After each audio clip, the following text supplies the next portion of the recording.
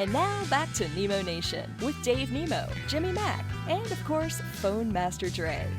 Oh, 100%, because we are going into a half that is just fantastic. This is Nemo Nation with Jimmy Mack and Dave Nemo.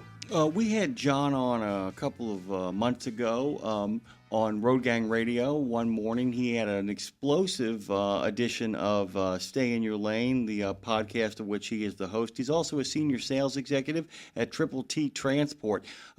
Big numbers, big listenership, a lot of comments over there. So we brought him in instantly. He is going to be, as many people that you're hearing today, like Elizabeth Barna and Ramon Dillon, going to become one of our regular contributors every 3 weeks or so. John Mahle, of course, friend of mine and friend of the show and friend of truck drivers everywhere, joins us this morning. John, it does me great honor to introduce you to Dave Nemo. Dave Nemo, John Mahle.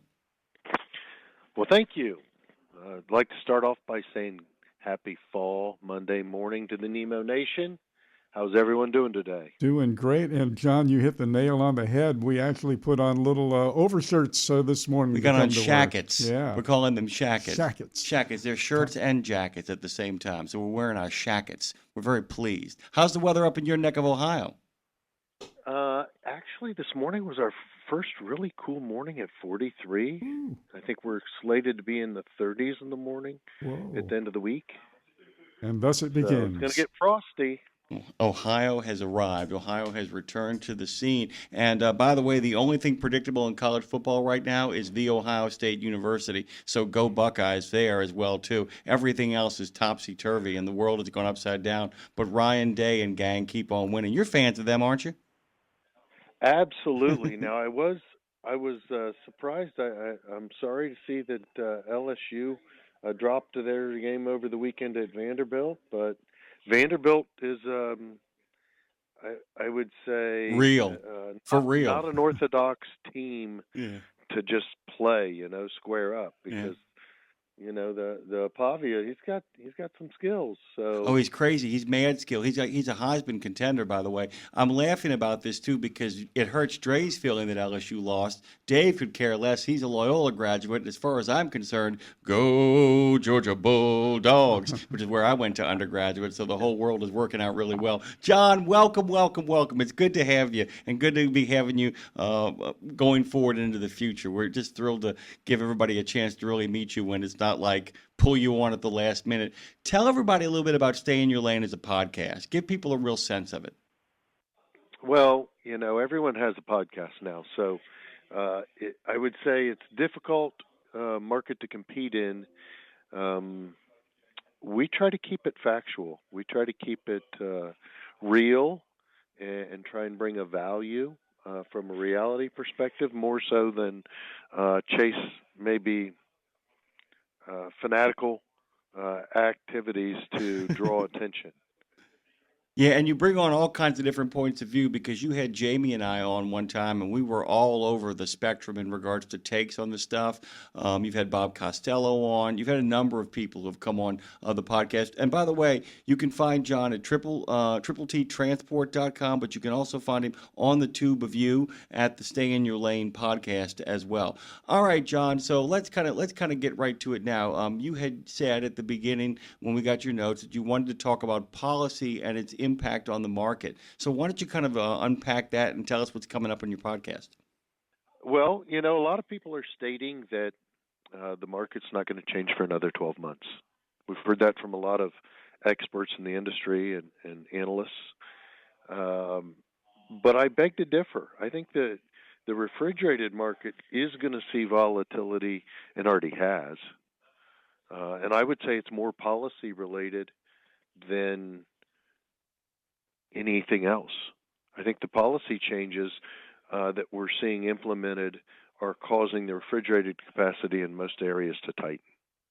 So if I kind of understand this correctly, and I'm going to let our listeners kind of chime in on the chat if they want to. So there are two lines of thinking. And by the way, there are very few people, by the way, who think that what is happening right now in regards to the tightening of capacity by removing the non-domiciled, very few people who feel that removing a lot of the bad actors from the market is a bad thing in of itself.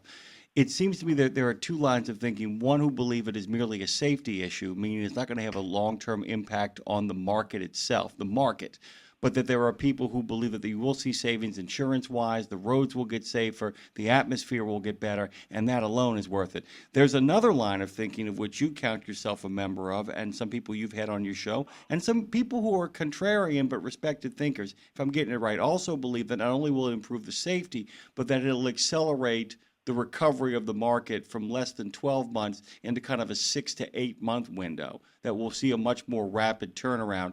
You guys are thinking first or second quarter, whereas a lot of people think it ain't going to be until the end of next year. You fall into the first camp, right? You think we could be seeing a recovery 6 to 8 months. Why is that? Well, I think there's multiple facets in the trucking industry, and when you look at it from an overall lens, I think you're going to miss some things. I'm gonna come out on a limb here, and I'm going to say that many of the non-domiciled drivers that are in our market have been pulling refrigerated equipment. And you feel like that's where we're going to see the big uptick, and if we see an uptick there, if we see an uptick there. So I'm going to ask you in regards to how many, and you have some sense of this. How many do you think were out there? How many non-domiciled? Oh boy, do you think? I mean, you've talked to me about this a little bit. Well, you have some numbers. I think there's some different subcategories of that.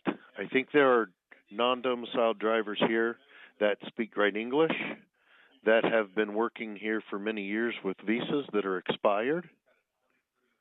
I think that's a separate group from the ones that in the past few years have been granted non-domiciled CDLs under the later pretense, right? So I think when we look at this, there's subcategories in it. I don't think you can group it all as one. Yeah, I think it's don't. I think it's a really good point. So I would ask you, John, just from your own kind of standpoint, you probably have a very different take about what we should do about the first ones, the ones who speak good English, who speak English well. Sorry, I spoke bad English right there. Who speak English well, and also simply have expired visas. We should deal with them in a different way than the ones who have been kind of this last rush that you have been so concerned about, right? I mean, this has been a deep concern of you and many people, but the idea of just kind of forcing these people into the market, right? Correct. I think from a policy perspective, I think that the U.S. government is saying these should be American jobs, right? I mean, I think there's a safety facet. Then I think it's America first. You know, if you talk to Louis Pugh at OIDA or Todd Spencer, they want American drivers in these roles, and they've pushed forward for the legislation. Now, I did see that we have a bill going that would require the CDL test to be only given in English. Mm-hmm. Yeah, and so that's really cool too, because it actually was proposed by a bilingual Hispanic OIDA member, which is really kind of groovy about it, which is just terrific. It's the beautiful thing of the melting pot, right? I have clients that are actually immigrants that have come here and to the United States and paid their dues and went through everything to do it correctly and become a citizen, and they're infuriated.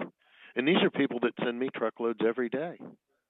Yeah, by the way, Ramon Dillon is going to be on. He's the head of the Punjabi Trucking Association, and the first time we ever had him on the show, we said, well, it's a priority. He says making sure that people can speak English. He openly said it was the first thing out of his mouth. So you're absolutely correct. There are people who have been here and played by the rules and gone through the system. It's a real big belief there, John. By the way, Dave is itching to get in here with something. Dave, I keep on talking with you, Dave. But go ahead, Dave. Jump on in if you want to. Well, the thing of it is that